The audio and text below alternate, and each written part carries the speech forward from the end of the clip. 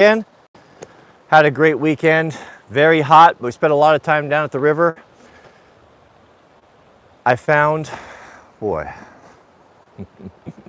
this took some doing. Thank goodness my manservant Jariah was on the case, and he came in this morning and I said, I have turned this place upside down, trying to find the original 3 Radio Proho kit, which will be going out to our man Evan at Radio Made Easy, and we did indeed find it. Funny thing, he knew exactly where it was.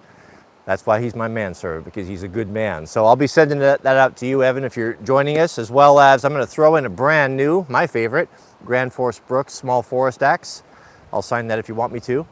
I put a pencil in there as well, and I'll try to throw in a few more goodies over there for you as well. I do believe, if memory serves, there were a few super chats that were that we left. Well, I better tell you what happened. That we left unanswered. So maybe the guys can throw those up for me if those are available. So yesterday, or last week, was it last Friday? Mrs. W was calling during the stream, and I started to get nervous, and so, well, Mr. Overton took matters out of my own hands and said, go check on your lovely wife, and everything was fine. There wasn't a problem. Actually, what was going on was we were reviewing the plans for the new house for the very last time. It's like speak now or forever hold your peace before they go into engineering. And once they go into engineering and they get stamped, then permits will be pulled and we'll start breaking ground, construction. So just to get you up to speed, if you're just joining us, it's our dream, Mrs. W and I, that this property that we have here that I share with you is that we can open it up for specific events. I'm very keen to have small groups. You know, everything's loose and open, but I would say 5-6 couples at a time for long weekends, 3-4 day weekends, where you guys can fly out here and we will have educational different things. So it could be crosscut saws, could be wild edibles. I fully plan on bringing in experts. We have a very large talent pool here in the Valley. There's a lot of really extraordinary people. Some of them I've approached about this, and there's a lot of interest that folks would be willing to come out and to do this. So our plan is, Lord willing, is the home that we're in now, that will be turned in. It's big, you know, it's, I don't know, it's like 5,500 square feet. That will be turned into basically the community center for that sort of thing. And then we're building ourselves a modest house next door so we can keep things separate. I also wanted to have, if we're gonna bring someone in, that, let's say we're gonna bring someone that's an expert, blacksmithing, forging, whatever that could be, that we'd have a nice place to put them up and support them and do that. So I'm really looking forward to that. So that's what we're moving forward with. And yeah, how long will it take to do that? I would say it would be possible. I mean, again, it would probably be possible that this could be up and running in, what, maybe 18 months or so, maybe a little bit less. I guess pushing it out to the most 2 years, you know, there's a lot of moving parts, a lot of things going on, you know, when you're dealing with building permits, you know how all that stuff goes. But that is our goal, and that's what we're working towards. We're kind of going to do a little soft version of that. The middlemen have been invited out, and they're going to be coming out in about 9 days or so. And they're going to spend 4 days with us. And Mrs. W and I just finalized the schedule. We have lots of fun things for them to do. We're going to be riding some moto. We're going to be doing some very exciting whitewater rafting. We're going to eat some great food, and we're going to hang out down here. And also, those who can participate and would like to will join the war band for the 7:30 dips. How cool is that going to be? We're going to do it. There's no pressure, but if you'd like to join us and then come and hang out with the fire and meet some of the guys, we're looking forward to that as well. So that I'm really looking forward to that. That's going to be a good time, and Mr. Overton has the schedule, and we'll be forwarding on to, well, you know who you are. So that'll be a little bit of a Hudson-based start. Do you know what a Hudson-based start is? A Hudson-based start. The Hudson Bay Company was up north, and this would have been, oh goodness, what, a couple hundred years ago, when men wanted to go up north and to make their fortune in the gold fields or trapping furs. What they would do is they would arrive at the Hudson Bay Trading Company, and they had everything that you could possibly want: rifles, pistols, traps, clothing, blankets, food, supplies, of course, all the things that a mountain man would need to go out and to make his fortune in the rugged north. And what they would do is they would buy what they thought that they needed, and then they would journey, a day's journey to the north, and they would set up their camp. And they would spend a day or two there, and they would find out very quickly what it was that they forgot, if they forgot anything. And they weren't so far away that they couldn't return back and augment what it is that they needed, and then they knew they were in pretty good shape that they could go on and be out for an extended period of time. So the Hudson-based start is really a good way to do things. Jack, you might see him. He's working behind me over there on the tent platform. He's, as you know, he's getting ready to go out on wildland fire, and we've got, he's got his red bag packed and such. And I was talking to him today. It wouldn't be a bad idea just to, let's pull out your tent, your sleeping bag, and let's just go over it one time in the daylight, make sure we know how to put it together, make sure it's all complete. You got the tent posts, you got the fly, all that stuff, just so that there's no question. Because the majority of times I've had to put those tents up has been in the middle of the night, and that's not the time you want to learn something when you've been on the road and you're tired. It looks like there's a chance, the best chance for him to go out or the next fire is about 9 hours from here. So it's not something that you want to show up there and not have what you need, because you can't come back home and resupply. So he might pop in here and say hi. He said he might do that. Good, so let's jump into it here. The Rugged West. Now the Rugged West has been with us for 4 years as a member. Very faithful member.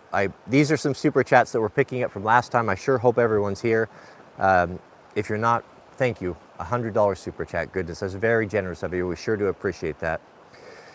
He writes, I hear you. Diapers are expensive. I've hit the limit for super chat donations, $500 max per day. Yeah.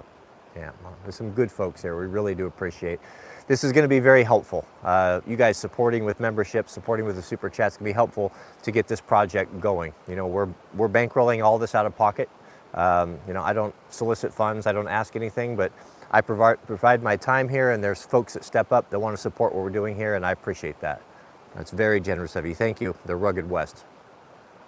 And Mr. Engineer 10-75, that's a new member, a new name I haven't seen before. He's been with us for a couple months. Engineer writes, as a man who's starting his own family, I can support the fundraiser. Great artwork. I'm looking forward to the poster. Yeah, that's going to be fun. So what we did, we raised a little bit of money. We wanted to take care of our people. And those of you who are going to be jumping in on the next drop, which will probably be August. Last time I talked to Evan, we're going to be dropping the new radio kits. Now we're going to do the 3 radio kits in a high quality, and the Bofang, an affordable and a high end, and singles as well. So there'll be 4s. But the cool thing about it that we'll do with every drop is we're going to have absolutely unique artwork on our tactical patches. I'll show you a picture here. Maybe some people didn't see it. I'm very happy about this. Let me pull this up for you. It's pretty cool. I just sent that to Jack, and he said, man, that hits. So I have to assume that coming from an 18-year-old, that's a good thing. Last month it was fire, but now it hits. So, I'm trying to stay hip with the kids. All right, let me pull this up. You're going to like it. I'm looking forward to the poster as well. How come I can't find that? Oh, I don't know. It's deep in the camera roll. Mr. Overton, maybe one of you guys can throw that up on Signal, and I'll share that with the folks. The Georgia Crazy Cajun. Shout out to you. Always good to see the Crazy Cajun in here. Overton for the diaper fund. Now I'm not in the loop on the diaper fund. That must have been something that manifested in the chat last week that I was not privy to. But I don't know that I want to know. But I hope that works out for whoever is in need.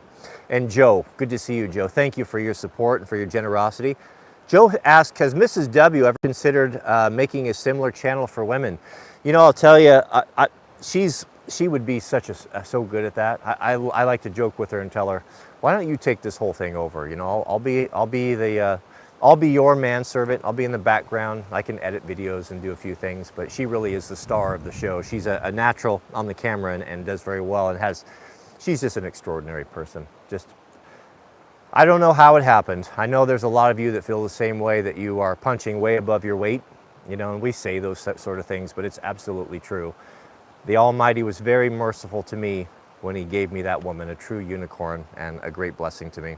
You know, I told her the other day or yesterday, Friday, when I left you guys and I went up to the house and ran up there and, is everything okay? Oh, she's so sorry, you know, I didn't have my phone off. And so we jumped in with our builder and we were just finalizing everything and making sure that it was gonna be the way we wanted it. That you know, we've been married, we're coming up on our 20-year anniversary. You know, that's how long I've known her. We've been together, we've just been inseparable that whole time. And after 20 years, you know, I hear people talking all the time about, you know, marriage gets stale, or, you know, your eye starts to wander, you know, you want to upgrade to a younger model, you know, all things that guys say. But I'll tell you the honest truth. The respect, when you respect someone, it forms or it builds the type of love that I didn't know existed before. That's richer and deeper. It's not the same as that initial spark that starts up when you have a new relationship, and that's extraordinary. You know, we all know that. But it's something that's richer and deeper. And I would encourage you, if you're 8, 9, 10 years in, you know, you get to that point where you start to wonder, you know, is this really what I want? And, you know, things are not as exciting as they used to be. Just hang in there. Be faithful, be faithful, be faithful. And if you have a good woman, hang on to that, because they're going to be hard to find, hard to replace. I was sitting at that table, and she single-handedly basically has done this whole house project. You know, I told her, you know, these are some things that I want. I don't really care, you know, it's not that big a deal to me. We agreed on the general size, and there were some key things, and as long as we can fit these in, I'm fine. But when it comes to all the details, you know, you just take that, you just make it the way you like it. I trust her. She's not a spendthrift like me. It would be worse if I got involved, because then it would get out over budget. But she's very frugal with that, and she'll build something that's quality, but not extravagant. And that's ultimately what we want. But I was just sitting there next to her, and she was talking with the builder and looked at her, and I just thought, I told her last night, I said, I just have never seen you look more beautiful. Even though we're getting old and very different than what you were when we were dating, it doesn't seem to matter. I don't even see the age anymore. I just have so much love for that woman. I'm very, very, very grateful. Mr. Overton and the middleman have come through. Here it is. Check it out. Isn't that awesome? So we raised money. We're going to be sending that out. I'll be sending this out to you, Evan, as well. Get that to you, but we'll be getting her some money so she can continue to support her. We have to support the arts, but isn't that cool? That's going to be the new drop, the patch for the new Pro-Ho kit, and there'll be a poster available. I asked about that, and the guys made it happen. So, man, I'm excited. So isn't that cool? Original. I think that's pretty fun. I love her style. Great. Goodness, it's great. Mr. Troy Franzek. Troy, welcome. Glad to have you here. Troy asked, are you going to be doing more crosscut saw videos in the near future? Actually, I'm going to be doing one. I was actually going to start filming it today, but it'll probably be tomorrow morning. If you look behind me, you see the bench right there. I've got Wanda. I got Wanda going to throw up on the bench. That is the crosscut saw that my granddad bought in the 30s when they were logging in Idaho. That is a pristine. It is the Michael Jordan of crosscut saws, and I feel very fortunate to have it. I almost lost it, man. It makes me shudder to think about it. I remember every year when I was a boy, I spent a lot of time at my granddad's house, and they would have a garage sale every year. If you're European, maybe you don't know this, but it's very common in America where you, in the summertime, you go hang up a piece of cardboard and you staple it to the stop sign, you know, and you put garage sale on there, and you lay out your wares, all the things in your house that you want to get rid of, old clothing, old tools, and it's a very fun thing to do on the weekend. Sometimes Mrs. W and I would go out and hit all of them in the area, and you always find cool treasures, and it's always kind of fun to have a little sneak peek in your neighbor's house as well, you know, for those of us who are snoopy. I always enjoy that, and it's a good way to meet your neighbors as well. Granddad would have a garage sale, and maybe every other year or so, and they would put it out there, and every year he would take the Wanda, that crosscut saw, that 8-foot Atkins, and it had a $100 price tag on it, which was a lot of money in the 70s and 80s for a crosscut saw. You know, now that thing would be gone like this. It'd be gone at $1,000 in the condition that it was in with the original handles. He'd put it out the garage sale, and no one ever bought it. I remember it, and then he'd take it back and hang it up on the elk antlers for the next year. You know, but I am so fortunate I was able to get that. That was the saw I took with me to the saw crosscut filing class. But it was so special to me and so precious. When I unboxed, I actually built a special case for it. When I opened up that case, the guy that was running the class was a very experienced Forest Service saw filer. Even his mouth was wide open. He's like, I have never seen one so pristine. And it was, he was of the opinion that it had never even been touched, never even been sharpened, that it was original from the factory, which was absolutely extraordinary, with the original handles. So it's got a little surface rust on it. I told you last week at the last class I was at, it was we had all of our saws for the class on the ground, and a water pipe burst, and it flooded, and all the saws got wet. So it's nothing major, but I've got it up on there, and I was gonna do it tonight, but Jack wants to the war band and all the families are getting together today. We're gonna do paddleboarding drift upstream. So we're gonna do that this evening right after the live stream. And then tomorrow morning, I will jump on that and I will show you how to restore them properly. No power tools, please, beloved, no power tools. How to do it properly with diesel, the old way, and we'll get it back into the condition that it was before that pipe broke. So no problem, we'll get it going. So that will be a full-length video, Lord willing. I'll do that tomorrow. Mr. Rick Gates, we're jumping into today's Super Chats. Shout out to you, Rick. You're kicking it off. Rick is in the house. He's been with us for 3 years as well. Thank you, brother. Thank you for your support. The $20 Super Chats is very generous of you. Goodness. And we have a member message from our friend Spartan219. I haven't heard from Spartan. I would like to have an update of what's going on. Spartan has been in our prayers and has had some struggles, but is coming out of it. Speaking of which, I have an update from last Friday as well, and some good news for you guys. Spartan writes, Cody, good to see you. Happy to hear the good news. I'm currently down from surgery. Hoping in the future I'll be able to join up in the fun there. Yeah, I hope so too. You know, I'll tell you what, we've been through a little bit together. I know your situation, and there will be a spot for you if that's something you want to do. And I look forward to the day where we can fall upon one another's necks, as the old book used to say. Good to see you here. In that same vein, so some of you that were with us last Friday, there was a young man that came on that was having a hard time. He'd lost his brother and he was contemplating ending himself. And he just felt like he needed to put it out there. He needed someone to talk to. He's a good dude up in his early 30s, up in Idaho. I didn't know him, didn't know who he was, but when that came through, I hate to see that. Someone who's been through that before, you know, I get it. I understand how important it would have been just to have one person that cares. So I asked Overton if he could make contact. Well, Grizzly, he went by Grizzly with the I, G-R-I-Z-Z-L-I.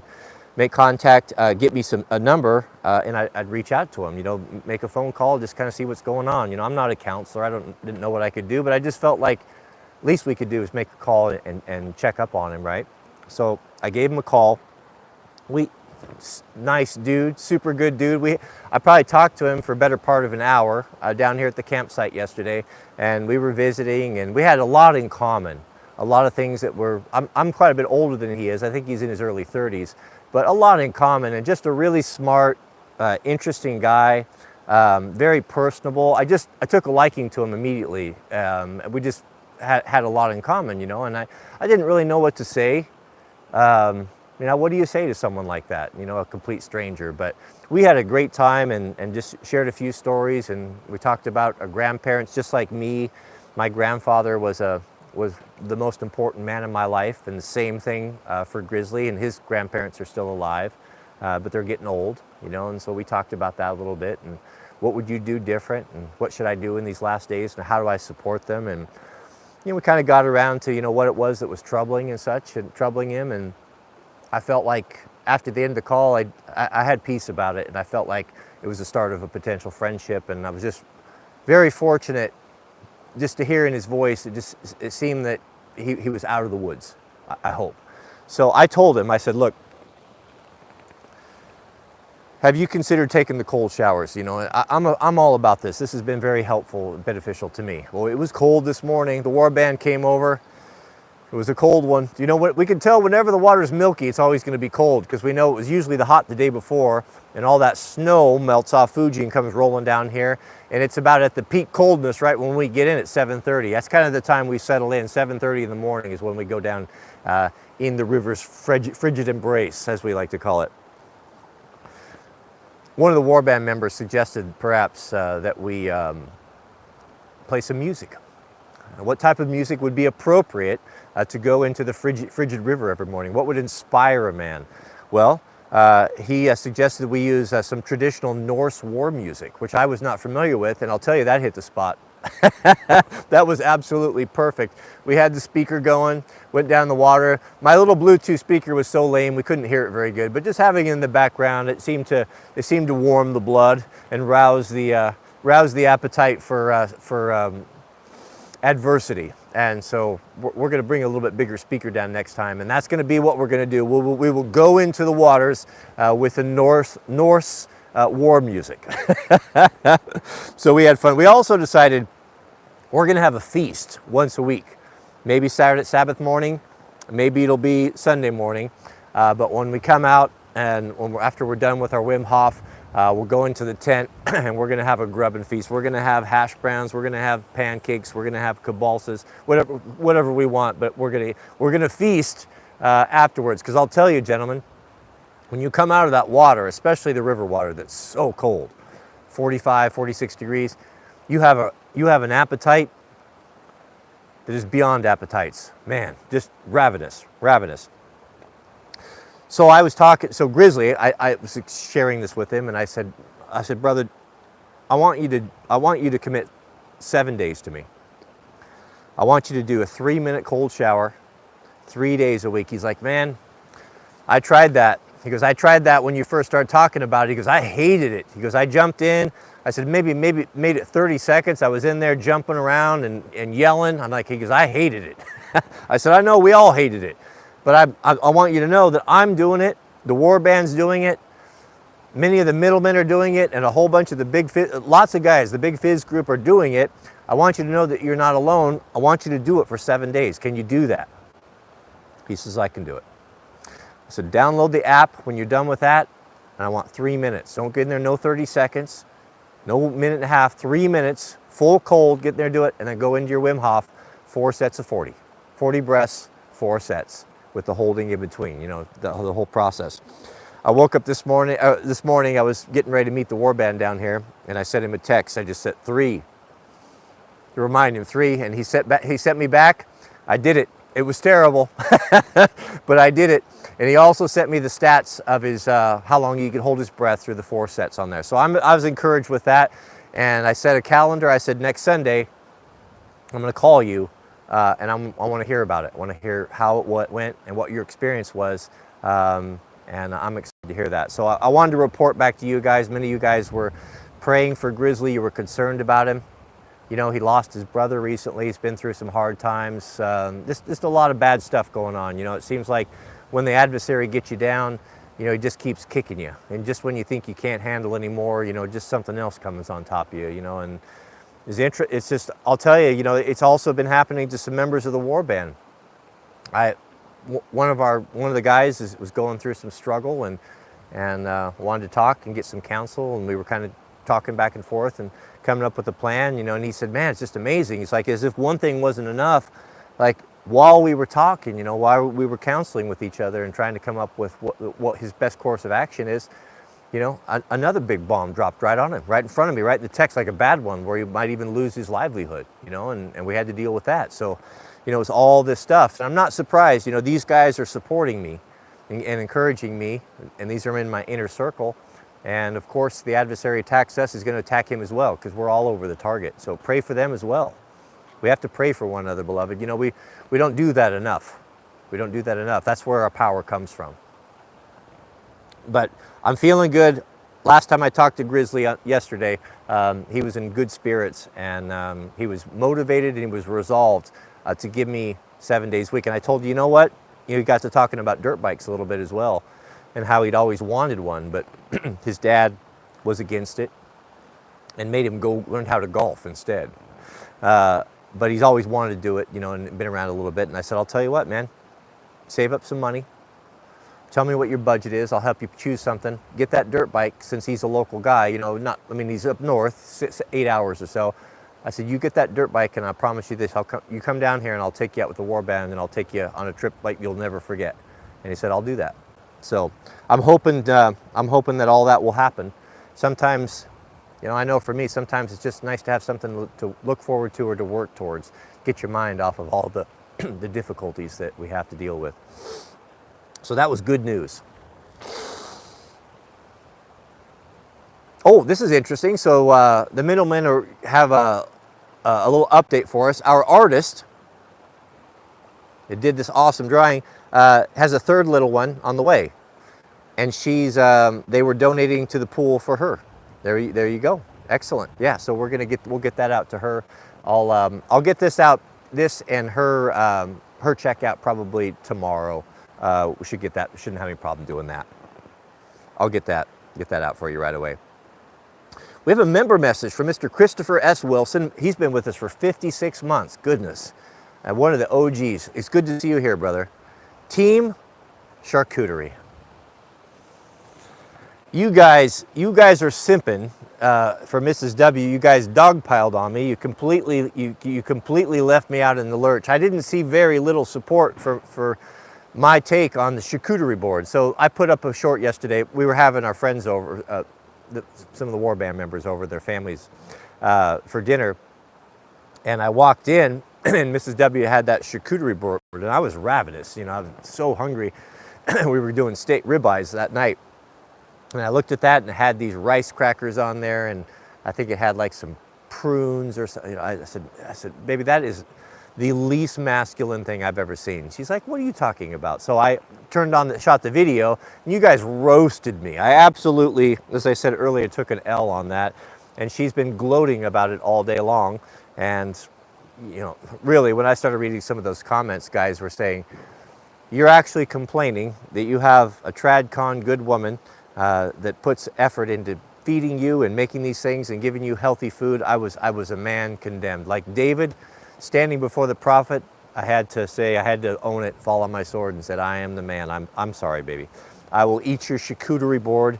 I will never complain about it again. But could you please at least throw some sausages on there, for goodness sakes? Thank you, Christopher. I'm sure that you were on team Mrs. W as well. We have a member message from the Wranglerstar 09. Shout out to you, brother. He writes, 1,000 plus head, China-owned hog confinement going up 3/4 of a mile to the southwest. 1,000 head of hogs. Goodness. Can you imagine the racket that would be? Unclean, I say. That's another thing. You know, I was talking to Grizzly. Also, he brought up, he goes, you know, I've been hearing what you've been saying about the Sabbath. You know, that the true Sabbath is on Saturday, the 7th day of the week, not Sunday. And I also have been hearing what you've been saying about the Levitical food laws and the difference between the clean and the unclean. He said, but damn it, he goes, I love my bacon. I'm struggling with that. And I said, I know, but I'll tell you, we have a promise from God. He tells us that in the good book that he'll never take anything away from us that he doesn't replace with something even better. So whatever that may be. What's better than bacon? Judgest thou thee, huh? But Wranglerstar's got 1,000 head hog processing going on. China owned, up 3/4 of them. That's not far enough, is it? 3/4 of a mile to the southwest of our 80-acre wooded homestead. Wind is in our favor, hoping no need to move. Man, that is a bummer. That is a bummer. I'll tell you, I can kind of get with that. Fortunately, we have a dairy right across the way over here, organic dairy, and they've got a lot of cows. You know how that it's the smell of the farm. You know, it has a particular aroma to it, but it's always almost always downwind. Sometimes the wind will shift and come out of the northeast, but not very often. We rarely smell it, so it's I get that, man. Hogs, nothing stinkier than a hog farm. Goodness. Maybe chicken, rendering plant, Mr. Kyle B. Shout out to you, Kyle. Kyle's been with us for a year. Kyle says, on the way to church camp with my son today, I've been charged with caring for a group of 15 eighth grader boys. Any advice? Yeah, we'll pray for you. Well, it could be worse, could be girls. 15, man. Now that is completely going well beyond what we would call in wildland firefighting is your span of control. But being their boys, it's a little bit easier. What we learned in the fire services, you can effectively manage 3 to 5, maybe 7 people effectively before it starts breaking down. If you have to manage and make decisions for more people than that, and they're coming to you for answers, it's very difficult. It gets very stressful, and you can't really be all that effective. So the command system that's set up it's set up to split. So you can split. So when you start getting beyond that span of control and you can't manage more than 7, 8, 9 people, then you get a manager. Young Jack, how's it going? Come on over here. We're gonna have to share this microphone. It's very, very tight. All right. What do you got going on over there? Just finished up almost all of taking apart that frame except for the one side because it's got a massive wasp nest with about 5 wasps on it. So I'm letting that sit for the moment. You gonna set them on fire? Something like that. What's the update with the fire? You heard anything? Nope, no real updates. Jack's going out on a Type 2 hand crew this year. And how about the boots? What are you wearing today? I'm currently wearing the JKs that we showed off in the other video. We were talking about this. You've had experience with the white smoke jumpers, and with these, what would you prefer? For my feet, definitely these. More comfortable? Yeah. The whites just have such a harsh arch that I just can't wear them. I like white's boots. I can wear them. I don't have a flatter foot as Jack does. Your feet are wider and flatter, and that is not a real good combination with the white sometimes. Yep. Yeah. So, slowly breaking them in. Well, they're very handsome boots. Yep. I feel like I can go about another hour every time I wear them without my feet getting super sore. I've been telling him, like, whenever you have the opportunity to break those things in, boy, you want to do it. If you can do it hour here, a couple hours there, it makes a big difference because you get 12 hours on the fire line, you'd be miserable. Yeah, definitely. How's your red bag packing going? Spotty. I've got most of it packed. You helped me with the majority of that. But I'm just kind of, whenever I go out, I always get another bit of socks. Another couple pair of socks. So that's a big investment. Just the boots and socks. How many socks do you have to have? Like 14 to 22, kind of depending on how you're packing. Recommended about 21. And you don't, 22. And you don't necessarily want cheap socks either. No, I just got a bunch of Darn Toughs, or I got 2 Darn Toughs at least, and it's so expensive, especially when you haven't been out on a fire yet and gotten any pay yet. So yeah, it is. $600 for a pair of boots, and then you have to have. So what you have to have? Are you going to get 21 T-shirts as well? I think I'll get 14 T-shirts. You know, you can go and raid mile stuff. Yeah, I think it's up in the attic. So fortunate for you. Your friend Jaden doesn't have that luxury, does he? No, he doesn't have anything to raid from. So I think he's buying more of like just the cheaper Walmart socks. Which I mean, that's what I'm wearing today. They're not killing me. I don't feel like I've got any rubbing or anything. Yeah. Well, just keep wearing them. Break them in. Yep. Well, thanks for stopping by. Anything else you want to add? I don't think so. I might sit and watch for a couple minutes. Oh, yeah. Pull up a, I don't really have a chair here, but I'll stand. You can hang out. I've been crouching down on the ground. Yeah, if you have any questions, there's always a lot of dudes that have been wanting to get into fire. Jack, he's went through the process and the red card process, so if you have any questions for him, throw them up there, and he can answer those for you. It's been some time since I've done that, so. Yeah, it wasn't exactly hard, it was just long. So Mr. Kirk Wagner, we have a super chat. It says, when is the real man going to say no to food? No tofu. Do you eat tofu? I think I've had it maybe once. Thing is, I just like steak too much. So I don't have anything against tofu. I just don't see why I personally would eat it if I'm not vegetarian or vegan. Jack, you've recently discovered bagels. That's your thing of late, right? You came home with the biggest bag of bagels I've ever seen. Well, yeah. Well, we used to have them a bunch a couple years ago, like a year or two. And then we just haven't been picking them up lately. So I got a baker's dozen the other day and brought them home, and threw them on one of your guys' cards. Oh yes, I Yeah. see. Yeah. It's a A bit. contribution for the family. Yeah, we got kind of a loose arrangement here of babysitting the sweet loaf in exchange for food and snacks and access to my credit card. Yeah. And I mean, just working around the house in general. Yeah, So yeah. got to have something to keep me busy until I get called out. Now we're gonna miss Jack tremendously when he goes out on fire. We're gonna lose our live-in babysitter. Yeah. It'll be tough. And Jack brings the tough love to the sweet loaf. You know what? Jack accuses me of being too soft on her. Would you say that that's probably the biggest problem around here? Yeah. Well, of course, she's the youngest in the family. So, of course, Yeah. she's going to get baby. She gets the princess treatment from her tired old dad. Yeah. Doesn't deserve it. Jack, he's straight up into the hard. I cringe sometimes with how the hard line you take with her, but boy, it is effective. Well, if she's gonna throw a fit, I'm gonna take her stuffed animals away. I mean, I don't have to be nice. I'm a brother. I'm not supposed to be nice. That's not my calling. I've seen you come down from her room with an armload of stuffed animals that are put up on the shelf out of reach. Yeah, that's when she gets really bad. Mr. Overton, we have a super chat. Wonder Bread Factory in Vegas takes the gold medal for stink. Now, we had a Wonder Bread Factory, not from our first house, but I thought it smelled good. Fresh baked bread? I don't know. Thank you, brother. Gummy bread. And Pure Blood, Anglo-Christian, shout out to you, thank you. Welcome, our newest member. And Mr. Chris Hall. Chris Hall says, congrats, Jack. I'm curious, how much does wildland firefighting pay, and can you support a family off of it? Well, because it's just seasonal, you work for about 3 or 4 months, at most like 5 months. But the guys I've worked with say that you might go all the way into December, which was the latest they've ever gone, which seems really extreme. But they make on average about 25 to 30,000 in the season. So that's in like about 4 months.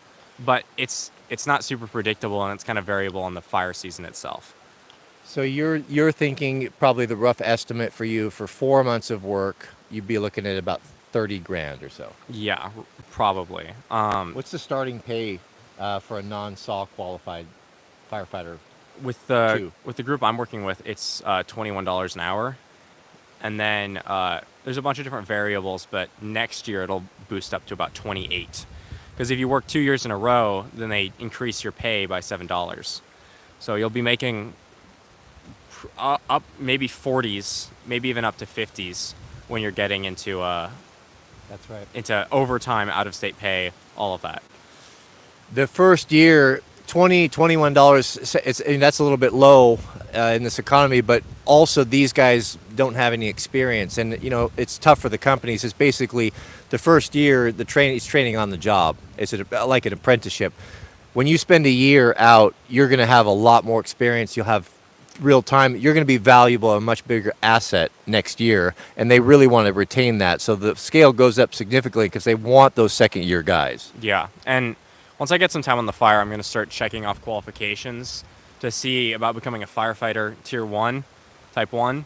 And I mean, that'll boost it even more, because it'd be really nice to be able to pay for a large chunk of college, or even if you guys are paying for college and I'm going off of scholarships, to be able to have money for after college. Yeah. Just to continue supporting. And the guy that does it recommends that you just take winters off. You go down into South America and you kind of just explore around, because you can live really cheap. That's what a lot of dudes that the 30,000, if you can make that 25, 30,000, you can keep all of it. Because if you're just going from fire to fire to fire, and this year it looks like that's a potential, you don't spend a lot of money. You're living in your tent. All your food is provided for, all your needs. If you're careful with it and you don't go out and buy new motorcycles and stuff, I mean, you could have 30 grand in the bank, 25 grand in the bank by Christmas time. Yeah, that's why I've got to keep living at home, so that way you keep buying the motorcycles for me. As long as you're here, we'll support you as long as you're pulling your weight. Absolutely. Now, Jack, also, you got SAW qualified, which was something that I was a little surprised. That was not something that was possible for a first-year firefighter. How did that go? Yeah, apparently it's not super common to get SAW certified as a first year, so it's something that's kind of rare for my company to offer it. But you get certified on SAW. It's like a 4-day class, and it's a lot of classroom time. It's really boring. But yeah, it's a lot of classroom time, and then you get about 5 to 10 minutes of actual time on the saw, and the rest of it you're kind of just meandering around watching other people on the saw. So I think I was one of the better ones in my group just because I've got experience with you. But hopefully that means that I'll be able to go on a fire.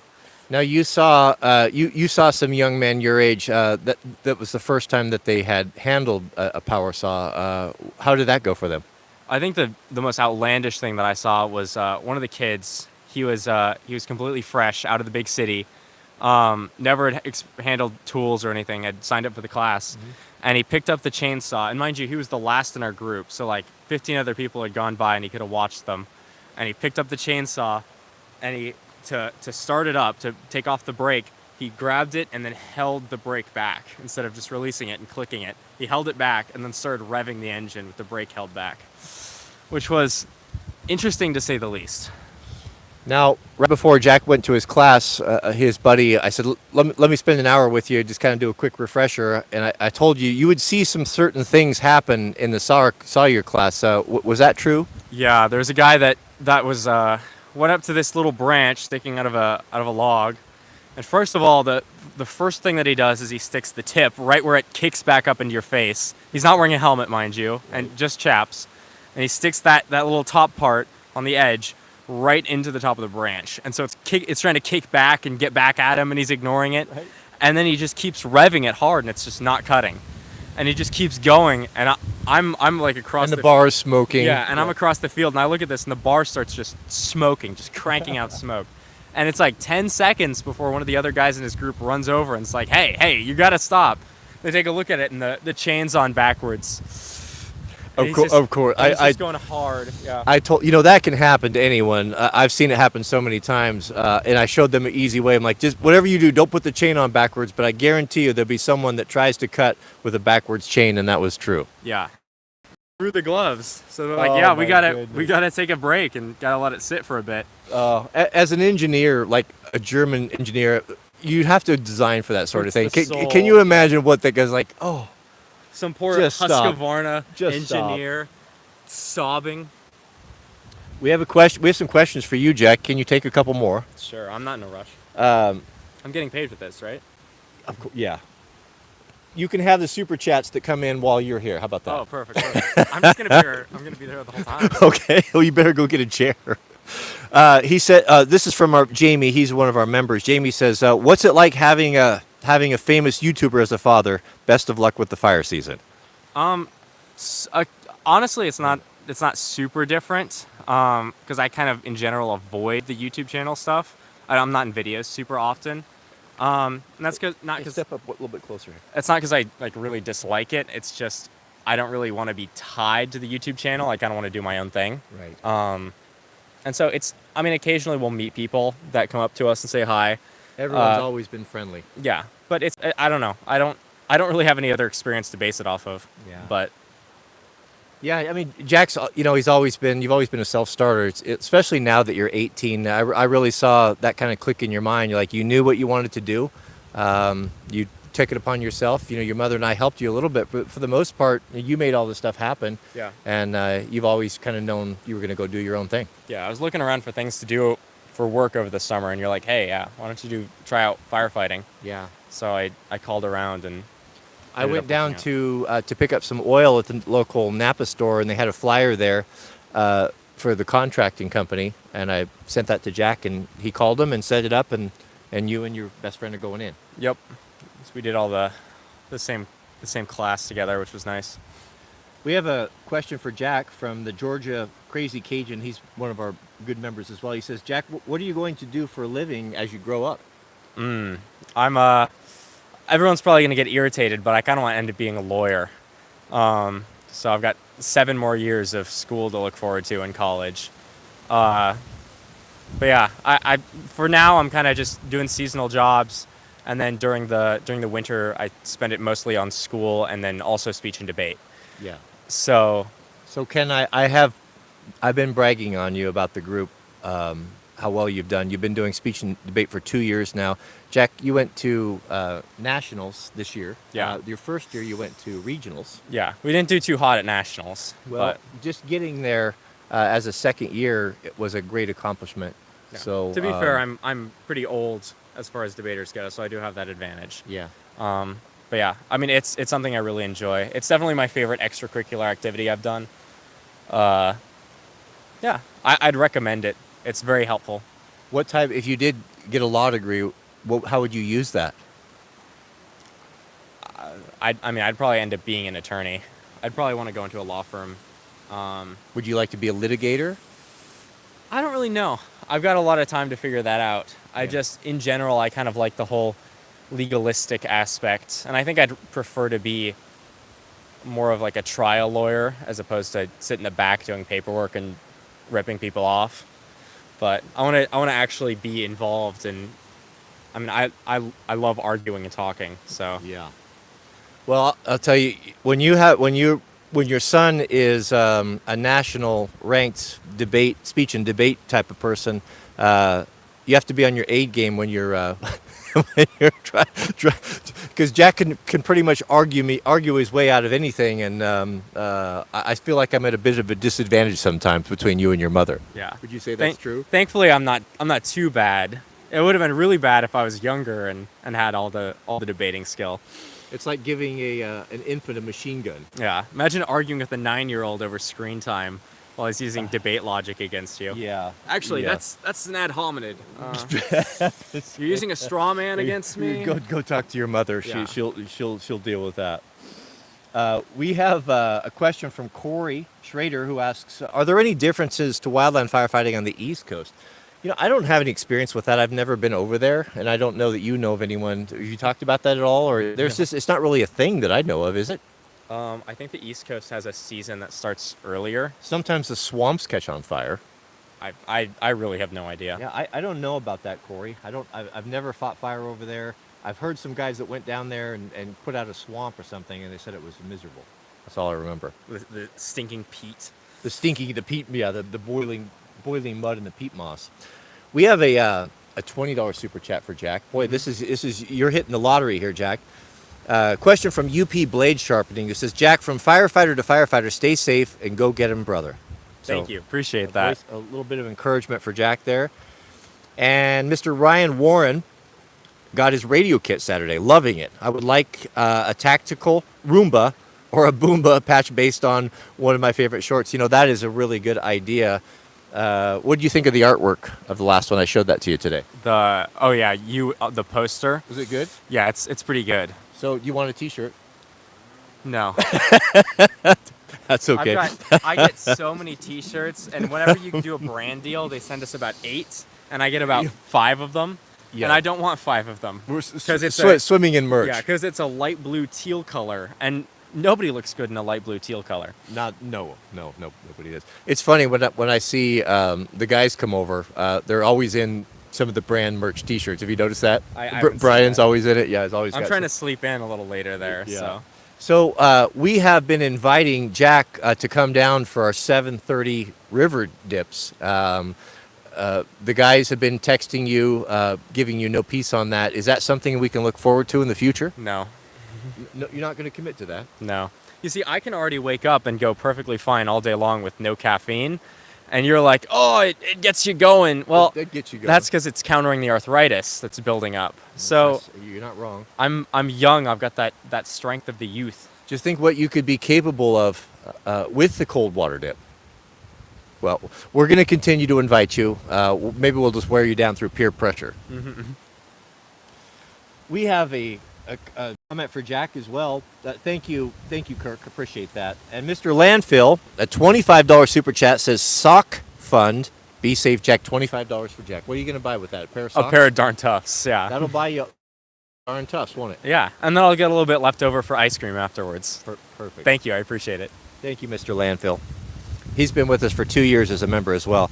And we have a new member, Mr. Josh M. from Southeast Texas, man. Welcome, brother. I sure do appreciate that. And a $50 super chat from Mr. Corey Gardner. Question for Jack. Mm-hmm. I hope you're keeping track of this. He says, Jack, keep up the rest, but buy your buddy a pair of darn tough. A pair of good socks can't be beat when you get back to your tent.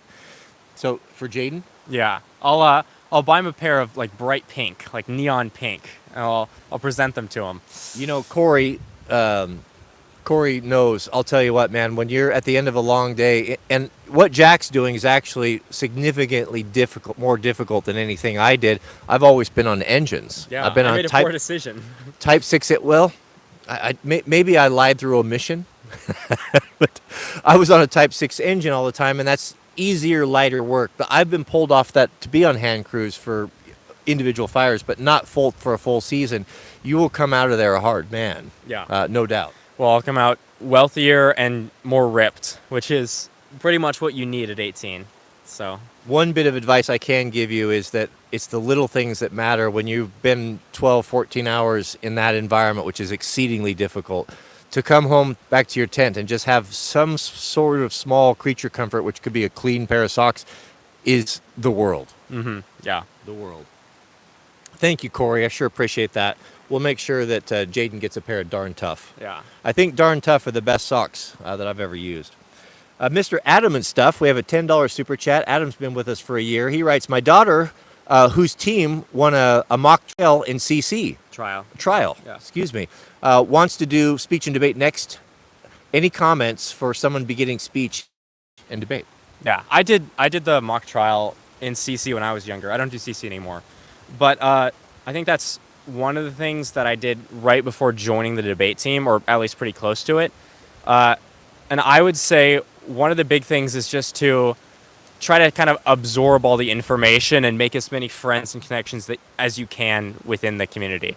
Because being able to reach out with people and talk with other people that are in debate and to collaborate with them and be able to trade information and strategies and arguments and stuff like that, speech and debate is really good for learning how to network. Because when you're competing on a higher level, like sure, you can do a ton of work on your own, or you can collaborate and socialize and just make a ton of friends, and then you can say, hey, do you have something that could help me with this case? And it gets to be the point where you can just network in between a bunch of different people and connect with them.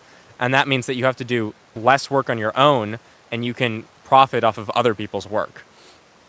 One thing that I noticed watching Jack, a specific skill that you were really good at was that networking aspect. I would see you all the time talking with people. You seem to be able to bring people together. You have a gift of, I don't know, how would you phrase that, and how did that benefit you in speech? Yeah, well, I'm not very good at sitting down and focusing on just actually like writing the briefs. And for context, a brief is where you go online, you collect information, and then you compile it into a Google Doc. And that Google Doc is the information that you pull out to run against someone else's argument. So someone's like, we need to have a reform in our ports. We need to change something in our ports. And you might have a brief that has evidence talking about why you can't change something in the ports, whether that's for economic reasons or because it'll harm the ecosystem or it's dangerous to the fishing population or something like that. So I'm not, oftentimes I don't have the focus, or I'm just too lazy to actually focus on writing my own briefs. Mm-hmm. So it's really useful to be able to go out and have friends, especially friends that are good at briefing. Because oftentimes people will focus on specific cases and really target and really narrow down on those, and they'll have an amazing brief, and you might not have a very good brief because you spent an hour on it. And you can benefit from a whole year's worth of research and study and bring that to bear on your next argument. Yeah, it's certainly there's a lot of background work depending on the type of debate you do. But I think a good thing about speech and debate is for the one I do, NCFCA, it's in general the people are pretty good. You'll have some outliers, of course, but in general they're pretty good, solid stand-up people. The quality of the kids, it's astonishing. You know, I mean, I'm not very academic. I didn't really pay much attention to school. I never went to college. To see these kids on these levels, even kids as young as, was it 13? Yeah, pretty young. No, 12, maybe 13 was youngest. I don't think 12. To get up in front of judges and speak so eloquently and argue and make cases, it gives you hope. Gives you hope in the youth. Yeah, it's. I'm not sure I could really give speaking skills because I feel like a lot of it I've kind of just picked up without like practicing it, but instead just kind of like learning through trial and error. So I'm not sure if I could really give advice on the actual speaking itself, but it definitely helps build public speaking an enormous amount. And confidence. Yeah. Confidence, so the ability to go into job interviews. I can't overemphasize the skills that you acquired from that, how they're going to help you in everything that you do. Yeah, definitely. Yeah. We have a $20 for the sock fund from Mr. Josh M, and he's just became a new member. Thank you, Josh. I'm sure to appreciate that. Thank you for your generosity. He says, help Jack with his sock tee and T-shirts. Great job, young man. Thank you. I appreciate it. Mr. Mike Buchanan is dropping $10 for the sock fund. Thank you, brother. I appreciate that as well. Appreciate it. And Mr. Overton as well. $218 so far. Not a bad day's work, huh? Yeah, no. I mean, I can go have a nap. I don't have to work for the rest of the day. You're double dipping right now, aren't you? Mom was like, hey, you want to watch Loaf? No, don't need it. Still on the clock. Overton writes, Jack, so how is it having a YouTuber as a dad again? He's making light there. He knows that. Thank you, brother. Thank you for your generosity. And Pureblood Anglo-Christian is a new member as well. He says, Jack, there is a bench behind you. Drag it up. Yeah, I would. Unfortunately, well, my dad's standing in one of those fancy like director chairs that they've got in movies, like the stereotypical ones. So it's about perfect height if I'm standing, but the bench is a little too low. Plus, I've been crouched down working the whole time, so I'm pretty good. Breaking in those boots. Yeah. Goodness, we've got our friend Josh C. Has been with us for 4 years. He just dropped a $50 super chat. A few pairs of socks for Jack. Jack, you won't be going there with the crummy socks that give you blisters this year. I think after today's live. Thank you, gentlemen. Thank you. I appreciate it. Awfully generous of you. And the Battle Chemist. Battle Chemist he's a fellow Pacific Northwest man. $50. He writes for a pair of socks for both Jack and his buddy, plus the crazy Washington sales tax we have to give Emperor Inslee. Yeah, no kidding. Thank you for joining us on the stream. Well, fortunately, the great state of Oregon is not too far away to the south, which has no sales tax. So yeah, that's always an option. Just got to go over the river. To go across the river there and save a little bit as well. Yeah, thank you. What I have to do now is I've got to find Jaden some really outrageous, darn tough socks, because that's hilarious. I've got a lot of really fun socks, and I've got like 2 different pairs of pink socks that have like bananas and pineapples on them, and they're crazy and they're outrageous, but I wouldn't want to show up to a fire with a bunch of experienced firefighters that are out there smoking cigarettes. I wouldn't want to show up with pink socks in that situation. So it'd be very funny if he did. So are you planning on smoking cigarettes on the fire? No, I don't think so. Stay away from the things that are too addictive. Yeah, that's a slippery slope. I'll be getting plenty of smoke anyways. You'll be getting plenty of smoke, for sure. We have a live chat with a question from Ron, who's asking, what kind of stuff do you debate? That's from someone maybe that doesn't understand what this is. Yeah, so I do it out of an organization called NCFCA, and last year, which is my first year, we were debating federal prison policy. So it goes domestic and then international each year. So the entire year was talking about how we want to reform or change things within the federal prison system. And it was stuck exclusively to federal because otherwise we'd override the states' rights. So that was the entire year talking about, like, do they deserve rights, death penalty, all sorts of different things. So it was a lot of really interesting cases, learned a lot about the prison system in general, and like just what causes people to commit crime or recommit crime after being sent to prison. And then this last year, which just finished up recently, was about international import-export policy. So trade deals with China, with Mexico, with Canada, all around the world, even sending weaponry or buying weapons from other countries or selling them. Just like, can we ethically, is it good for our economy? Is there a threat of it falling into terrorist hands? Things like that. Do you feel that debate has given you a much broader or richer understanding of geopolitics, world politics, that maybe he's 18, the most 18-year-olds wouldn't comprehend or really be aware of? I think it certainly gets you a head start. Oftentimes the stuff is hyper-focused. So I could talk about crack cocaine and powder cocaine offenders for hours because that's all I did last year. was just talk about how we should sentence people in federal prison for crack and powder cocaine offenses. So I can talk about that tons, and I can bring up all the statistics, and I can bring up why do people commit crimes and stuff like that again. But there's other aspects of the prison system that I just don't know as well, because there just weren't cases about it. So you get kind of a wide spectrum of knowledge that's hyper focused in some areas. We have a question from Solinus KC. It brings up an interesting point. In just 2 to 3 years, the Sweet Loaf will be the same age when we first saw Jack on the channel. Yeah. When you were little. So it's like seven or 8. Yeah, probably. Yeah. On there. Yeah. So do you think your sister is going to be good at speech and debate? She's certainly assertive. I can say that. I just saw someone say, clip that, crack cocaine. That's all I did last year.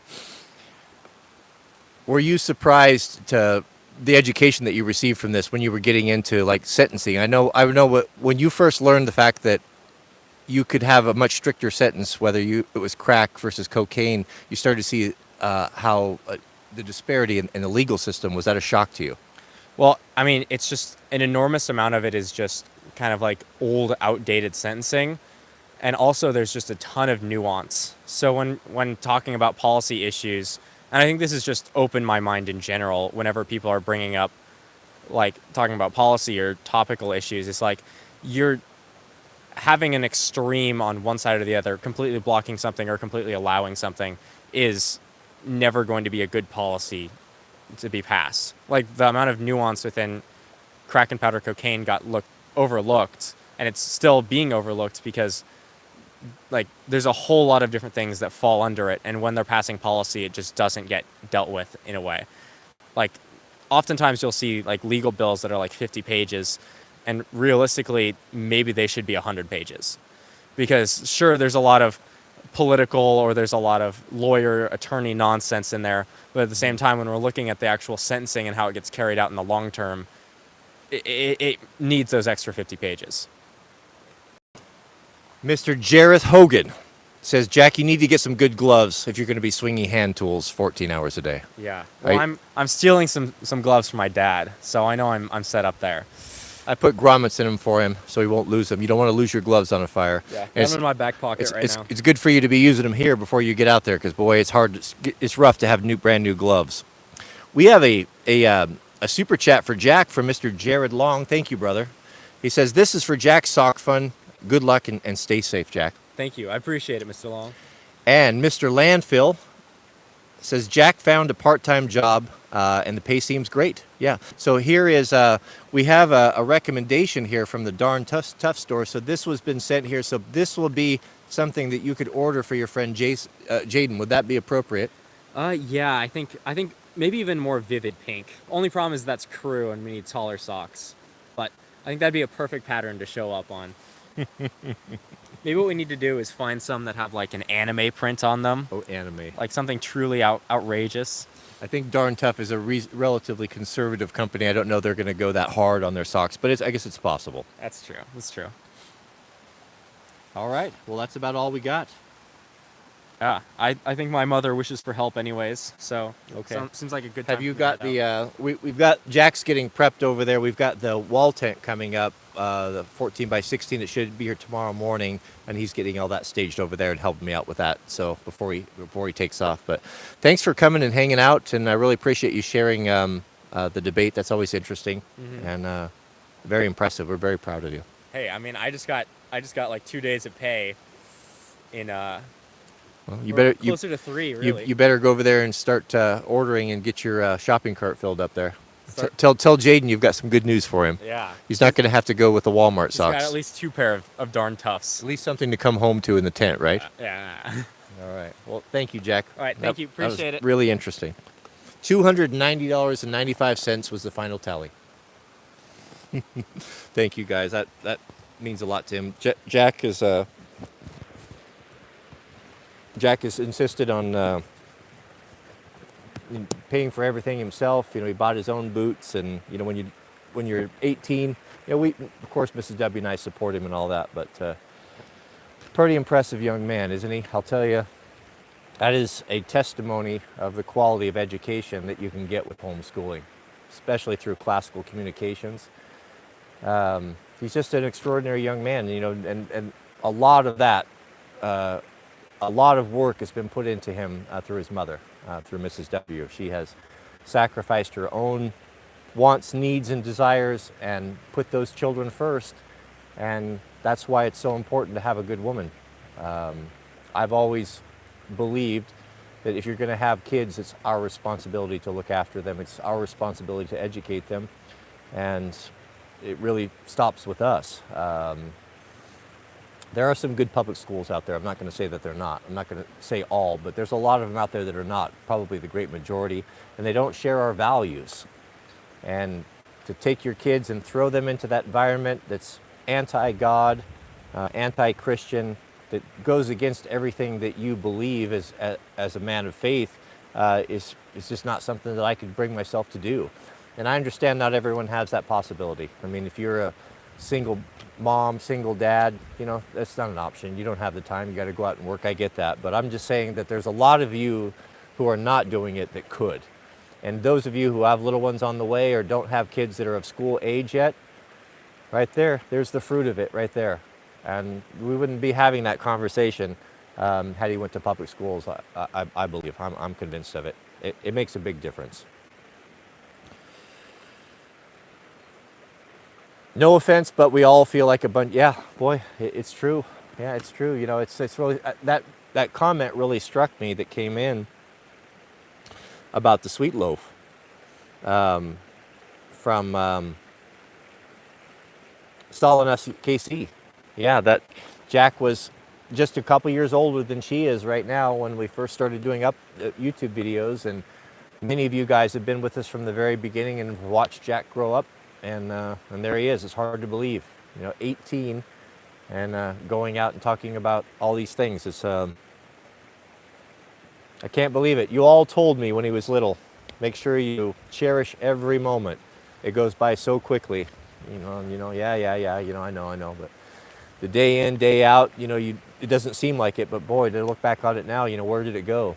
It was just such a short time ago, pulling him around in the old shop and with that little electric quad and, you know, all that stuff. It was just, it's amazing. It's amazing. Boy, I couldn't be more proud of that young man. He's just he's a good kid. Very good kid. All right. Anything else? Anyone else want to bring something up before we shut it down? I get over to my Crosscut saw filings. I got to get that video out for you guys. If we end up a little early today, I might be able to get it out. Maybe. Mr. Josh C. Good to see Josh back. How did you like being homeschooled? I wasn't homeschooled. I went to public school. That's why I struggle so much with everything. I hated it. It was terrible. You know, I didn't know at the time. That's what everyone did. I never heard of homeschooling. I don't ever remember hearing about it. It wasn't really a thing where I grew up. But also, the schools were very different then. You know, there wasn't a political agenda. A science teacher was not a social justice warrior. A science teacher taught science. A history teacher taught history and math and so on and so forth.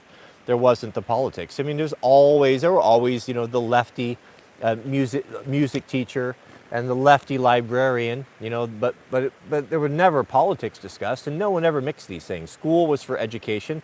School was to teach kids, and I would say, as far as public school education goes, honestly, it was as good. It was probably maybe average, maybe above average a little bit, because we lived in a little more affluent neighborhood than a lot of people. Maybe we weren't upper middle class, but we lived in an upper middle class neighborhood, and so you know how that goes. But it wasn't necessarily the school's fault. I wasn't an academic person. I was not like Jack at all. I mean, he's very smart. He reads constantly. You know, that's what he does. He's not so much interested in picking up heavy rocks and tools and, you know, being outside and the stuff that I do. We're very different that way. Yeah, he's more like his mother. He's more of a thinker. So he'll far exceed anything that I've ever done. I have no question, no question. Mr. Dustin T asked if I bought my linens. We're waiting for them to come. I think I mentioned last week. So what Dustin's talking about, if you're just joining us, I'm convinced that there's healing properties in fabrics. And I also am convinced that there are some fabrics that you can wear that actually are harmful to you or just a drain on you. There was a study that was done by a Jewish doctor in 2003 that measured the frequency of fabrics, contrasting that or comparing that with the frequency that people operate at. Let's call it 100. Well, organic cotton is 100, but there's a super fabric, and that is linen. And that was so fascinating, and it should be very fascinating for any of you who are men of the book or followers of the way, because if you've read your Old Testament, you'll know that the law of Moses was strictly forbidden in the law of Moses to mix what two fabrics? Linen and wool. That sounds like an arbitrary thing. I never knew what that meant. I thought it was just something strange. I didn't have any idea. Well, come to find out, there's a reason for that. They knew that in the old times. God knew that. God warned us. And when God warns us to do something, we should pay attention and listen, because he's giving us he's helping us. Hey, if you do this, things will go better. You know, there's very limited real estate in the 66 books. You can't put everything.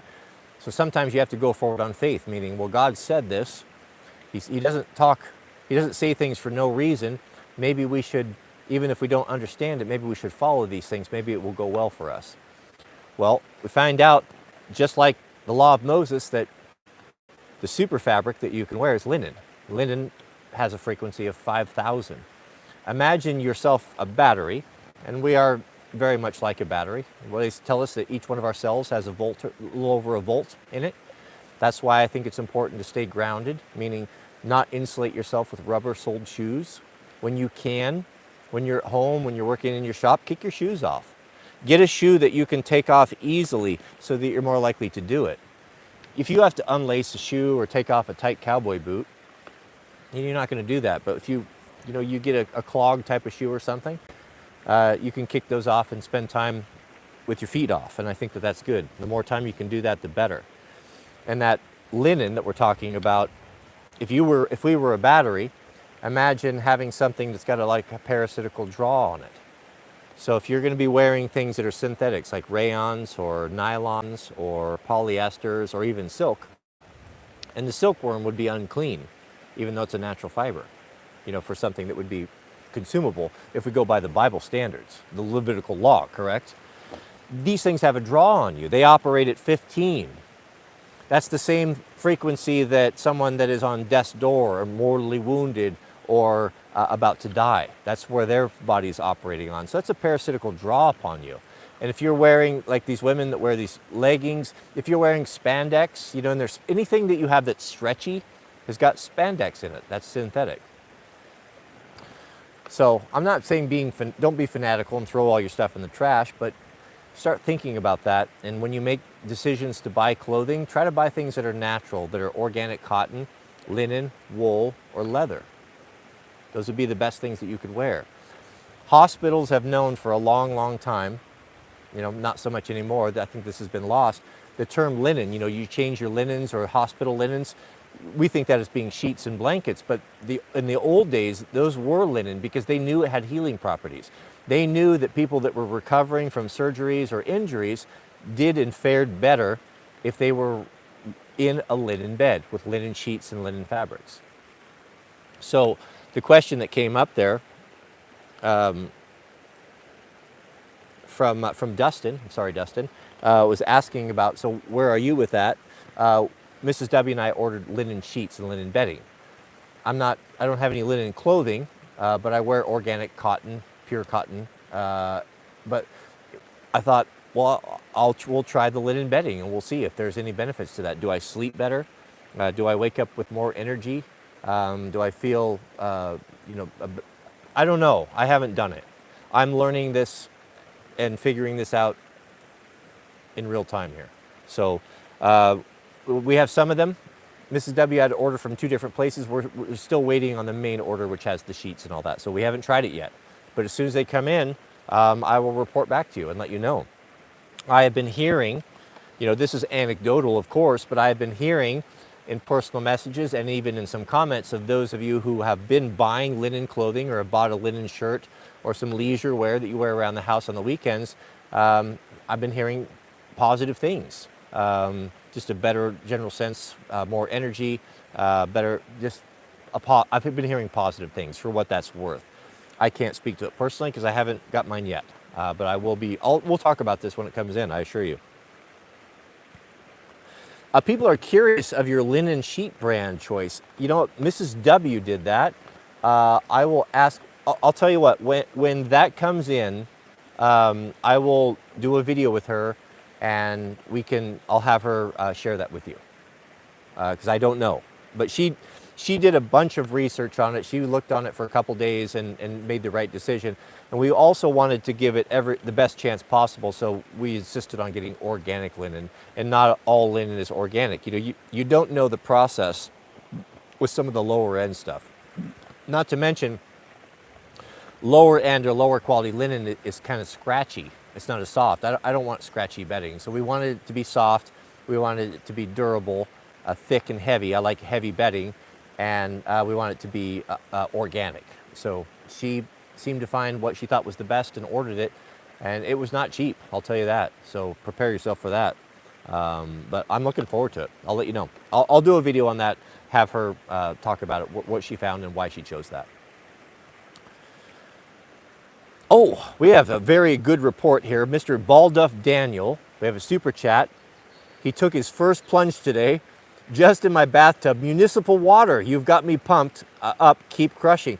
I hadn't heard of anyone doing that before, but that's hardcore, man. He filled his bathtub and he went in with the bathtub. I don't know why I didn't do that. I suffered with the showers. Now, as someone who has, I started this last winter, getting in the cold water. Started with 3-minute showers, worked up to 10-minute showers, and did this daily for weeks and weeks and weeks. And yes, it got better. Definitely got easier at the 3rd, 5th day, but it never got great.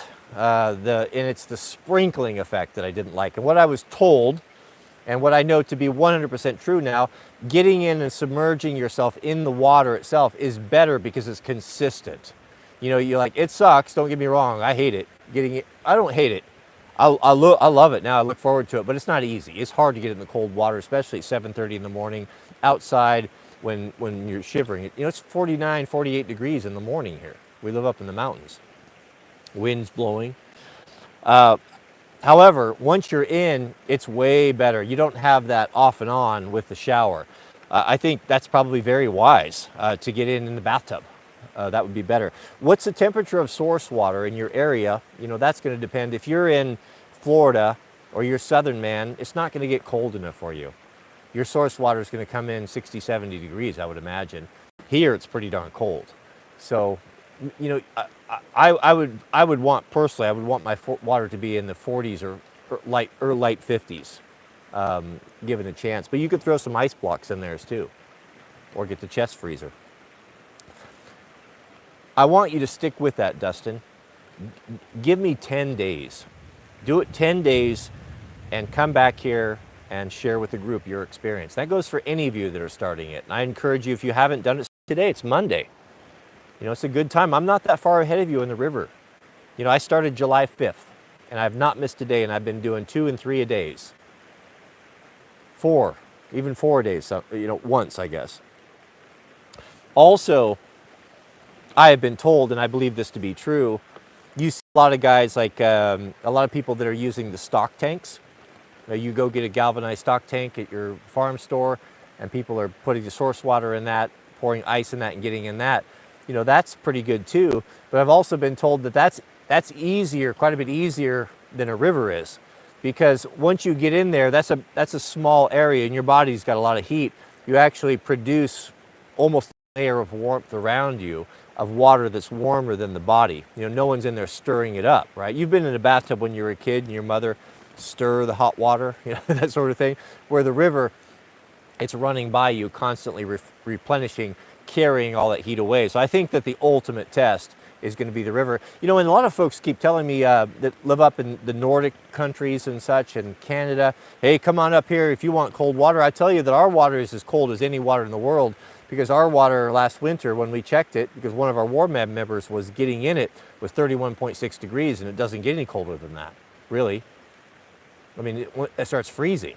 And the only reason it doesn't freeze here is because it's moving so quickly. So there is no place that's going to be suffering more than we are in the wintertime than here. We'll be at 31.6 degrees again when the temperature goes down, knocking ice off. So that's going to be hardcore.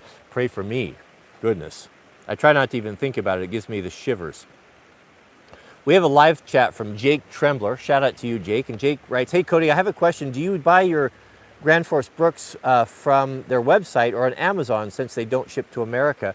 Yeah, I buy them on Amazon. The last ones I bought were on Amazon. That's where I buy them. I don't, if there were a local retail store here, a hardware store, I would gladly buy them here. But I don't know. I've never seen them for sale. I've only seen them for sale in a hardware store, one place, and that was in Sweden, but never seen them in the States. Well, that's not true. I think one place, maybe in Montana, I did see someone selling them, but I buy them on Amazon. Yeah. And this one's my favorite. This is the one that's going to go to Evan, Radio Made Easy, right there. We'll ship this out to you, Evan, tomorrow. And this is a brand new Grand Force Brooks small forest axe. This is my favorite. If you're not like a professional woodcutter and you need a bigger axe, if you're a standard pro hoe operator, and you want to have a good quality axe, a heritage axe that you can hand down to your children, that you will use, great for so many things, great to keep in the truck. This is it right here, the small forest axe. It really is where it is. This one was forged, right? It's got the WE maker's mark right there, all of them. Forged in Sweden, hickory handle, the best. Look at it. Just look at it. Goodness, I got the fizz. I got the fizz all over me right now.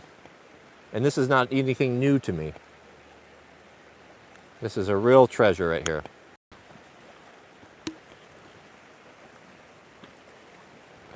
Shout out to Evan and to Overton, who made that possible as well. Thank you, guys. We have a live chat from Mr. Jeffrey Miller. Jeffrey has been with us for 2 months. Jeffrey says, well, I would feel less than a man if I was called a manservant. Pretty demeaning if you ask me. Well, it may be demeaning if you don't understand what it is. It's an old term. It's old language. A manservant is nothing more than someone who is a hired man.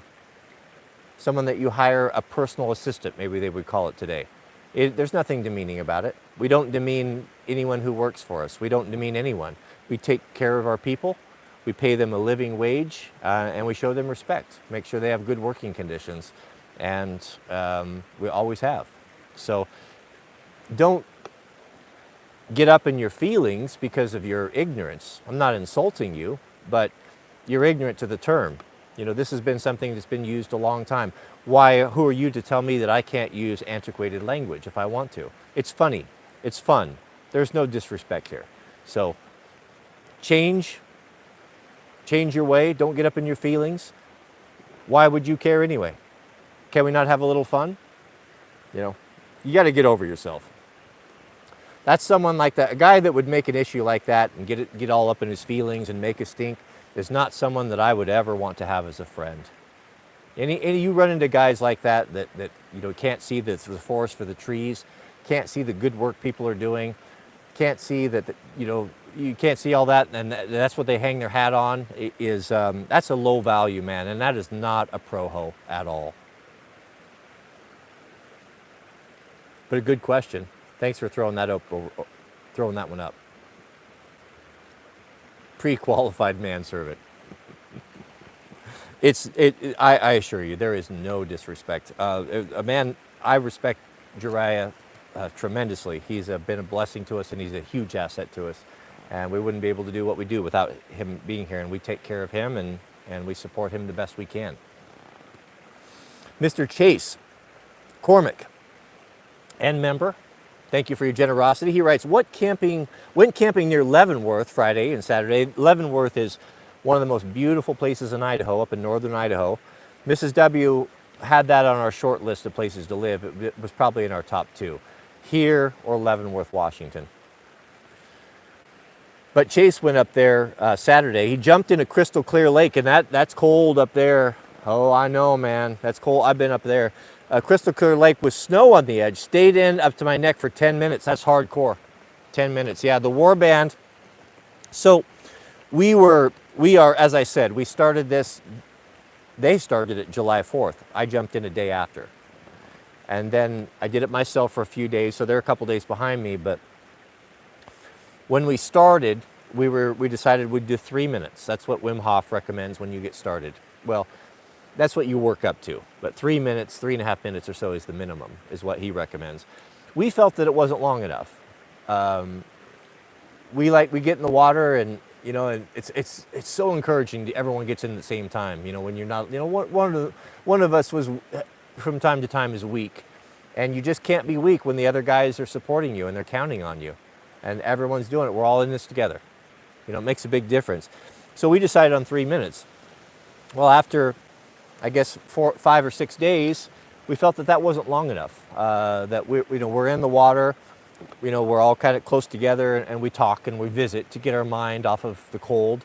Share, what happened to you yesterday and anything funny and that sort of thing. And it makes the time go by really quickly. And we found that 5 minutes, we like 5.5 minutes. Usually about 5.5 minutes, we're thinking, what's the time? And by the time we get out, we're probably closer to 6. But that's just right for us. We like that. Where we're at currently, the 5-6 minutes is perfect. Water temperature, 45 to 47 degrees, roughly in there. And then on Sabbath evening, Fridays, we decided we'll go a full 10. And we did. Last Friday, we did a full 10, actually 11, I think it was, when we got out. And that was great, man. That was really the big difference between 3 and 11, I'll tell you that. And then we'll work up from there. And then we might even try to go once a month. I'd like to get up and do a half hour together. I ordered the Bluetooth speaker that I had. I told you that Brian decided, or we talked about playing some inspirational music, and he said, I've got some old Norse like battle music or something on a hard drive, and I'll bring that over. And well, we found some old Norse music. It was with the drums and all that. It was quite nice. And so we played that as we entered into the water, and it was very encouraging. It rose the blood for sure. But the speaker was so anemic we couldn't hear it over the water. So I ordered a bigger one. So we'll have that ghetto blaster blasting, and we'll draw strength from that.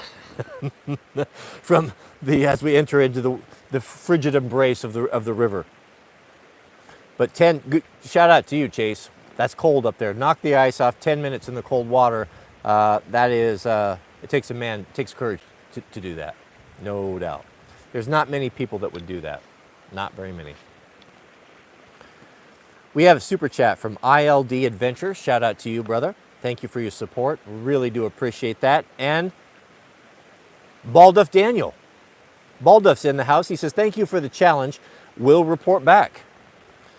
I'm working with what I got right now. I'm definitely going to get a proper plunge setup. Work with what you have, exactly. And I'm not saying you don't need to go out and buy anything. I don't even recommend you do that. 10 days. Give me 10 days. Just get in your shower. Most of you are going to have access to the shower. If you have a cold river or a water source clear by that you can, and I think you need to go completely under. What we do, when I first started July 5th, I got in and I immediately went under and then came up and I did my 3 minutes. But we decided as a group, the war band, that we'll go in, we go up to our neck. We can't keep none of us can keep our hands in it, but we're getting better. Clenching your hands helps, so we're constantly dipping our hands and then back up, up and down, because your hands just ache. But it's getting better. It's getting to the point where I'll be able to keep my hands, all of us, keep our hands in it. I forgot what was the point. What was I saying? I don't remember what I was going to say here. Oh, but just do the shower. Do what you can. Give me 10 days. 3 minutes, 10 days, if you are physically able to do it. And then if you're seeing benefits and you're like, okay, I get it. It's the type of thing where I can talk about it, but you just got to do it. You got to do it, and then you have an aha moment. Like, okay, I get it. I get it. Things are starting to change. You'll notice change at 10 days. If that's something that's giving you benefit, then, go get yourself a used refrigerator, or chest freezer, and go that route. You can go online. There's a lot of resources out there, what people are doing and how you can do it yourself. Amanda Rainbolt's back in the house. Good to see you back. We don't have a lot of ladies in the group, so you are certainly welcome here. This is a man's space, but you are here. You are a guest. You are welcome. Amanda writes, can you ask Mrs. W for tips on how to get started with homeschooling? Yeah, she is, she's been homeschooling for 17 years. And she has, she's very good at it and very plugged into it and very dedicated. She is a tremendous resource, and I will ask her. This is not her thing. She is behind the scenes. She's very busy, has a lot of things going on, supporting me. But she has a heart for this, and she encouraged everyone and has encouraged many, many women to do this, and given them the courage to do it, because it's a fearful thing, especially if you're not particularly academic. Don't think because you didn't go to college, or you're not super book smart, or you weren't all that good in school. I'm the same way. Don't think for a moment that you're not qualified, and don't let anyone tell you you're not, because the tools are there for you. You just have to plug yourself into it. And once you plug into a community like CC, Classical Conversations is what we used. There are many good ones out there. We cycled through Sun and Light, several different ones, and we found for Jack's style of learning, that was the best fit for us. Classical Conversations, and it also shares our Christian values. Everything's there for you. You just have to get plugged into it. And what you're going to find is you're going to meet other mothers and fathers that are schooling, and you can't, it's not the type of thing where you can go drop your kids off. It's not daycare. You have to, as a parent, you have to be involved. You have to be with them while they're doing it. And you're going to get support. You're going to make new friends, and you're going to see other women and other fathers, men doing it, and you can do it. You can do it. I will ask her if she'd be willing to do something like that, and what that would look like. Is it a quick start guide, or is it just inspirational encouragement for anyone that might be sitting on the fence? I don't know, but I'll ask her. She would definitely do it. Maybe she would sit in a live stream if we wanted to do that, for sure. But thank you, Amanda. Thank you for the super chat, and I will take that to her and see if we can't put something together. Yeah, maybe tomorrow. We'll see. We'll see.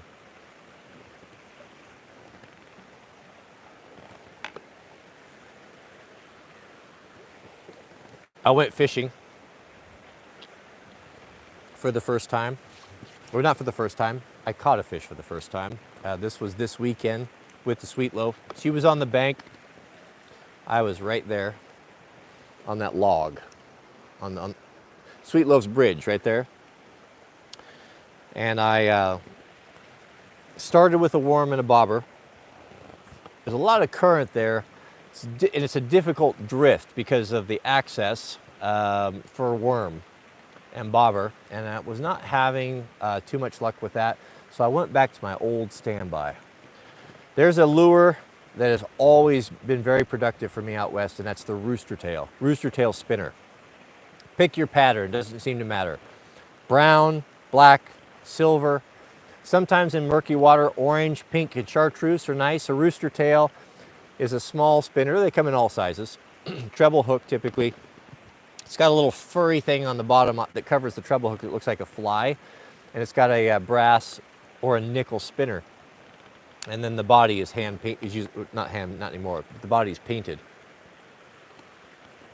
Rooster tail. If I had to go in a survival situation and choose a handful of lures that would be productive in almost any environment for cross species, the rooster tail would be right up on the top of my list as among my favorite. There's a lot of good ones out there. Rooster tail, FST, Panther Martin are also good. Daredevils, I always like daredevils as well. So I put on a rooster tail. Crawled out there on the log. This is a small just a little cheapo Mitchell reel with a 6-foot small Shakespeare ugly stick, you know, just Walmart gear type of stuff. 2-pound Maximo leader. That's Pacific Northwest, man. That's the official leader of Proho for sure. And I let that rooster tail out there. It's quite good right there because on that log, you can see the current, right? On that log, you get right in the middle, and you can let out. I put a little split shot on there, about 3 foot a leader. I like 2-pound leader because it's very hard for the fish to see, and it's you get more strikes with a light leader like that. Let it out and work the drift of as it tailed out there. Get underneath the trees. You know, they like to be in the shadows. They lay where the current, the back eddies are. In 4 casts, I got 3 strikes, just small fry. But I'm like, oh, there it is. I stumbled onto it right off the get-go. The worm wasn't working for me, but the rooster tail, 3 strikes in 4 casts. But none of them on, just little guys, I guess, small fry. Well, I went to cast, of course, you know, and I had the only one in that pattern, caught in a tree and broke my leader off, so I lost that. Like, oh, okay. Went back to my tackle box and was looking and deciding, like, you know, I might try a double treble crawdad. I got a little tiny martin crawdad, about so big, and I've had good luck with those, especially in these rivers where there are crawfish or crawdad. That's always good. And that was it. That was the one. I think the second cast, pulled up, let that roll out through the eddy, came around in front of the weir there, and nailed it. Got it. Boy, fish on. You know how it is. You know, it's just a little small fry. But that's a good start, right? Good start. But I was in charge of the sweet loaf, and I was hoping to get some video to share with you guys. But you know the attention span of a 5-year-old, how that goes. So you kind of have to. That's what we had. She wanted to go on a motor ride, so we ended up going and riding motos. So it was a short fishing trip, but everything's down here. I will be sharing that with you, but I've got to figure it out too. And it was also during the heat of the day, which is not the productive time to fish, up in the 90s. So I think that fly fishing is going to be the way for me. That's my favorite. But the mayflies are out. Yeah, I think fly fishing, but more to come on that. I'm working on it. It takes a while to learn a river, for sure. And this is a difficult river to fish. Fish are spooky on these small rivers. And the other thing, when you hook, and I noticed it right away, even with the little crawfish or crawdad, there were no more strikes after that. Usually, if a little area, you fish them out right away. As soon as a fish is on, I don't know if there's alert or the other fish, they get a little bit shy, and typically you need to move on. You can always come back to it the next day and it'll be productive, or even several hours. But you just can't pound water at a hole and stay there. It's not productive. Definitely not productive. I guess that's it. I've got the rest of the afternoon set aside. I want to get to work on that crosscut saw. This is something that might be interesting to you. I know there's a lot of people that have them or have been looking for them and understand the value of them, and would like to know, well, I bought one at a garage sale, or I got Grandpa's. It's got some rust on it. It's got some damage on it. What do I do? I'll cover all that for you, what to do and how to restore that and get that back into shape. I'm also will make available one of the rarest things in the whole world is a man that knows how to file crosscut saws. It is a very difficult thing to do that takes a lot of practice with a lot of very special equipment. It is not something that you can do, not at all. If you think that you're going to someday pull the old crosscut saw off when everything goes to hell in a handbasket and cut your firewood, you are sadly mistaken if you don't have the knowledge and the tools. I've been to school. I'm one of the very fortunate few that went to school to learn how to do this. With that being said, I haven't done it for a long time, and I do not feel I have the skill to put a file on my family saws. That's just a fact. I know what to do, but it's been many years since I've done it, and I'm out of the loop, and I don't feel practiced to do it. I know one of the finest saw filers, it's about two and a half hours north of here in the world. And I'm going to reach out to him, and I'm hoping one of two things can happen. He can come down here and put on a clinic for me and allow me to film a tutorial.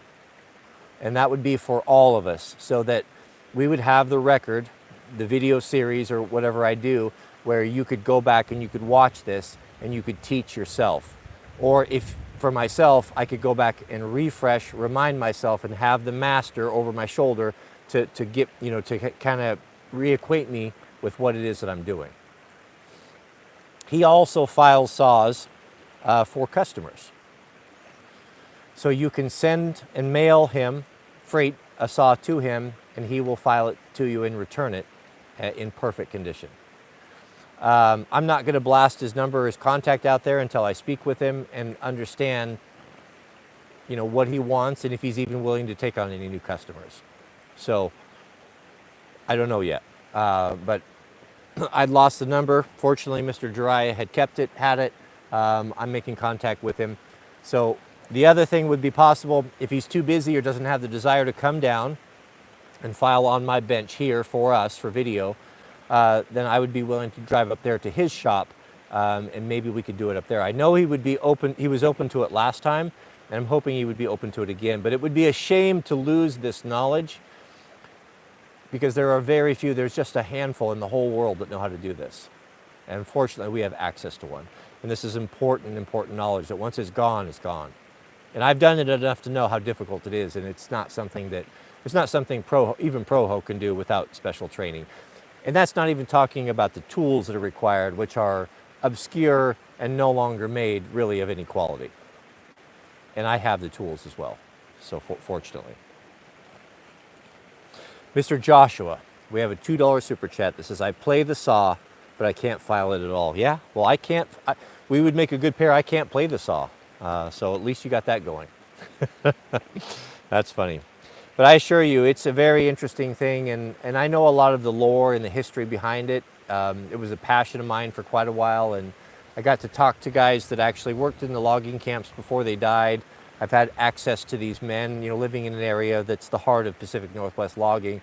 That the stories are very interesting and fun to share, and I would love to share that with you. And there's not a better thing to do in the fall than to be at your saw filing bench doing that, because it's very delightful work and very rewarding.